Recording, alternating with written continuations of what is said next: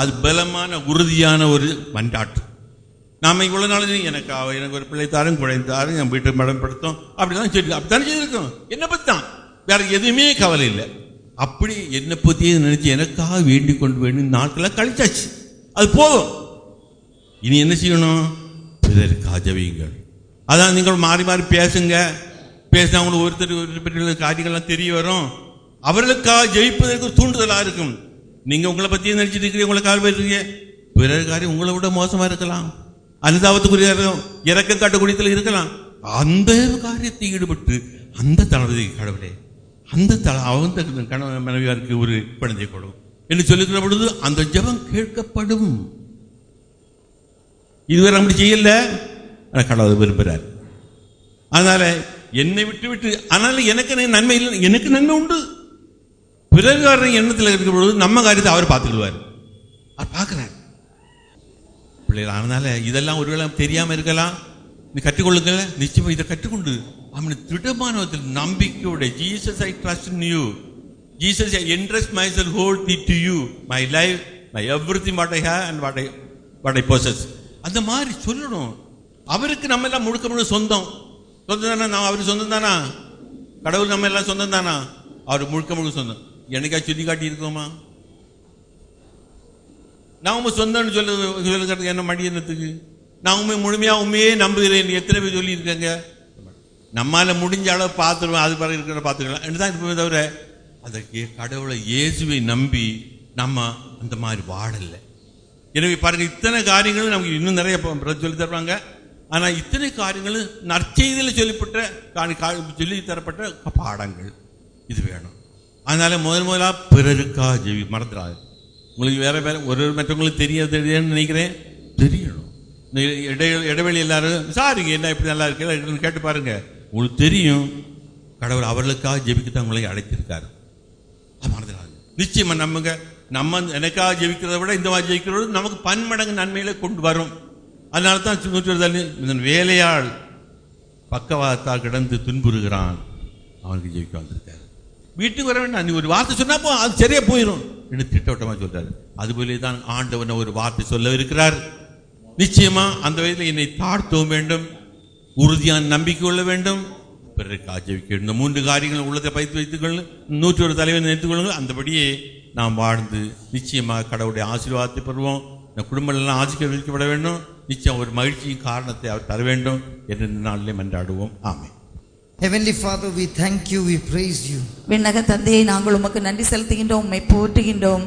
What a great day you have made and we will rejoice in it. இந்த ஒரு மகத்தான நாளை நீர் எங்களுக்கு கொடுத்திருக்கின்றீர், நாங்கள் அதை குறித்து மிகுந்த மகிழ்ச்சி அடைகின்றோம். These 2 days you have given to us. இந்த 2 நாட்களை நீர் எங்களுக்கு கொடுத்திருக்கின்றீர்.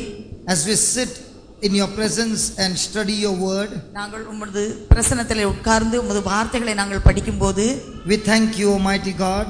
ஆண்டவரே, நாங்கள் உமக்கு நன்றி செலுத்துகின்றோம். It is not only going to change our lives, இந்த வார்த்தைகள் எங்களுடைய வாழ்க்கையை மாற்றுவதோடு மட்டுமல்லாமல் it will bring our desires to pass into manifestation. எங்களுடைய இதய விருப்பங்களை எல்லாம் கண்ணால் காணக்கூடிய தெரிவுகளாக அது கொண்டு வரும் என்பதற்காக நன்றி. Teach, O Heavenly Father. விண்ணக தந்தையே, எங்களுக்கு கற்றுத்தாரும். We your children gathered here. உமது பிள்ளைகளாகிய நாங்கள் உம்மை அண்டி வந்திருக்கின்றோம். We have come to not only hear your word but to follow every instruction that you give. ஆண்டவரே, உம்முடைய வார்த்தையை கேட்பதற்கு மட்டுமல்ல, மாறாக நீர் எங்களுக்கு என்னெல்லாம் நீர் எங்களுக்கு கற்றுக் கொடுக்கின்றீரோ அந்த கட்டளைகளை எல்லாம் நாங்கள் கடைபிடிக்க வந்திருக்கின்றோம். We thank you and we praise you. நாங்கள் உமக்கு நன்றி செலுத்துகின்றோம், உம்மை போற்றுகின்றோம். When we go from here, நாங்கள் இங்கிருந்து செல்லும் போது we will be completely changed. நாங்கள் முழுமையாக மாறியவர்களாக செல்வோம். O Spirit of God, ஆண்டவருடைய ஆவியானவரே, take control over every one of us. இங்கு இருக்கின்ற ஒவ்வொருவரையும் உமது கட்டுப்பாட்டுக்குள் வைத்துக் கொள்ளும். Especially on me and my sister. விசேஷமாக என் மேலும் இந்த சகோதரி மேலும் நீர் உமது that we will only speak what you want us to speak. உமது ஆவியை தாரும். ஏனென்றால் நாங்கள் எதை பேச வேண்டுமோ அதை மட்டும் பேசும்படியாக எங்களை நீர் கட்டுப்படுத்தும். And all of us who are receiving, யாரெல்லாம் இந்த செய்தியை கேட்டுக்கொண்டிருக்கின்றார்களோ our lives will be completely changed. அவருடைய வாழ்க்கையெல்லாம் முழுமையாக மாறிவிடும். In Jesus name, ஆண்டவர் இயேசுவின் பெயரால் amen. Amen. Amen. Amen. Praise the Lord. Praise the Lord. And I'm so happy to be here this morning to be with you for the next 2 days. Praise the Lord. நான் இன்னும் இந்த 2 நாட்களுக்கும் உங்களோடு கூட இருப்பதில் மகிழ்ச்சி அடைகின்றேன். And in these 2 days God is going to reveal to us His truths. இந்த 2 நாள்களிலும் ஆண்டவராகிய கடவுள் உண்மையை நமக்கு அவர் கற்றுத்தரப் போகின்றார். And we are going to go through the Bible and see there were so many people who were childless in the Bible. இந்த பைபிள்ல நான் பார்க்கும்போது நிறைய பேர் குழந்தை இல்லாதவர்களாக இருந்திருக்கின்றார்கள். But through their prayers, அவர்களுடைய ஜெபத்தினால் they were not only blessed with ordinary children, but they were blessed with mighty children who made such an impact that their names are written in the Bible. அப்படி அவர்கள் குழந்தை இல்லாமல் இருந்தபோது தங்களுடைய ஜெபத்தினால் அவர்கள் குழந்தைகளை பெற்றுக்கொண்டார்கள். ஆனால் சாதாரண குழந்தைகள் அல்ல, அவர்கள் மிகவும் வலிமையுடைய வீரமுடைய ஆண்டவருக்கு உகந்த குழந்தைகளை அவர்கள் பெற்றுக்கொண்டார்கள். அந்த குழந்தைகளுடைய பெயர்கள் இந்த பைபிளிலே எழுதப்பட்டிருக்கின்றது. And just 2 months back when I was in Kuwait, நான் குவைட்ல 2 மாசத்துக்கு முன்னால இருந்தேன். I had met a woman about 1 year and 5 or 6 months back. 1.5 மாசத்துக்கு முன்னால அந்த பெண்ணை நான் சந்தித்தேன். I had met her in Goa. அவங்கள கோவால பார்த்தேன். She was married for 15 years. அந்த சகோதரி திருமணமாகி 15 ஆண்டுகள் முடிந்து விட்டன. And she had no children. அவங்களுக்கு குழந்தை இல்ல. But praise be to God, after 15 years understanding the scriptures, she is pregnant now, about 7 months pregnant. ஆண்டவருக்கு நன்றி செலுத்துகின்றேன். அந்த சகோதரி இறை வார்த்தையை புரிந்து கொண்ட பின் இப்போது அவர்கள் 7 மாதமாக அவர்கள் கருத்தாங்கி இருக்கின்றார்கள். Praise God. Praise the Lord. So for God nothing is impossible. எனவே கடவுளால் முடியாதது எதுவுமே கிடையாது. And nothing is impossible to you and me only when we believe in God. ஆண்டவருடைய வார்த்தையை நாம் நம்பினால் மட்டுமே உங்களுக்கும் எனக்கும் முடியாத காரியம் எதுவுமே கிடையாது. In my life, என்னுடைய வாழ்க்கையிலே it's a great opportunity to teach to you the holy scriptures, what God has to say regarding pregnancy. என்னுடைய வாழ்க்கையிலே இந்த கருத்தரித்தல் என்பதை பற்றி பைபிளிலே என்ன சொல்லி இருக்கின்றதோ அதை உங்களோடு பகிர்ந்து கொள்வது நான் மிக அரிய பெரிய வாய்ப்பாக நான் கருதுகின்றேன். Now the first question is it God's will for anybody to be childless? முதல் கேள்வி, குழந்தை இல்லாமல் இருப்பது கடவுளுடைய திட்டமா? Many times people will say that might be it is not God's will for you to have children. நிறைய தடவையில இப்படி உங்கள்கிட்ட சொல்லியிருப்பாங்க, ஒருவேளை உங்களுக்கு குழந்தை கிடைக்கிறது கடவுளுடைய சித்தமாக இல்லாம இருக்குமா இருக்கும் அப்படின்னு. Many people will come into your life and give different kinds of advice and counseling. நிறைய பேர் உங்க வாழ்க்கையில குறுக்கிட்டு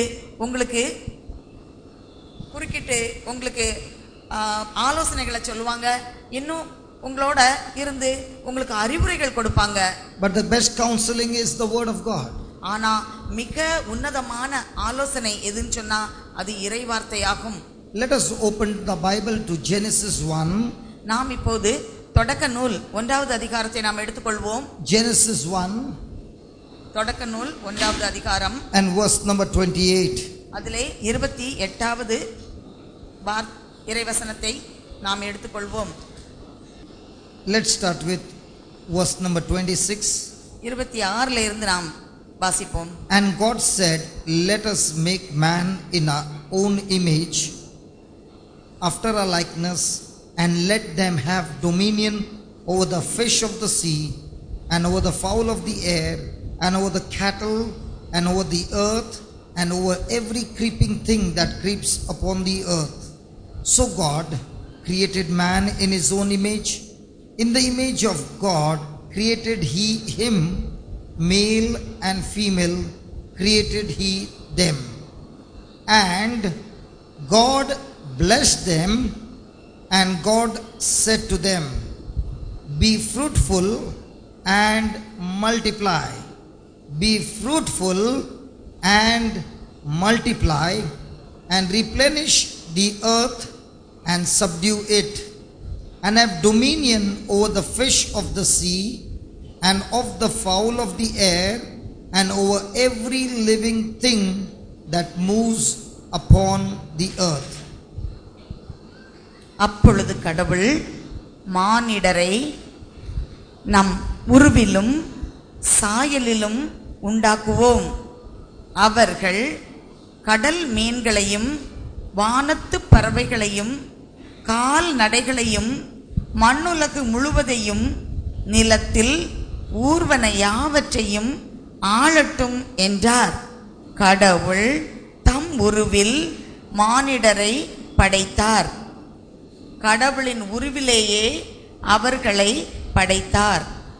ஆணும் பெண்ணுமாக அவர்களை படைத்தார். கடவுள் அவர்களுக்கு ஆசி வழங்கி பலுகி பெருகி மண்ணுலகை நிரப்புங்கள், பலுகி பெருகி மண்ணுலகை நிரப்புங்கள், அதை உங்கள் ஆற்றலுக்கு உட்படுத்துங்கள். கடல் மீன்கள் வானத்து பறவைகள் நிலத்தில் ஊர்ந்து உயிர் வாழ்வன அனைத்தையும் ஆளுங்கள் என்றார். The word of God says God created man in his own likeness and in his image.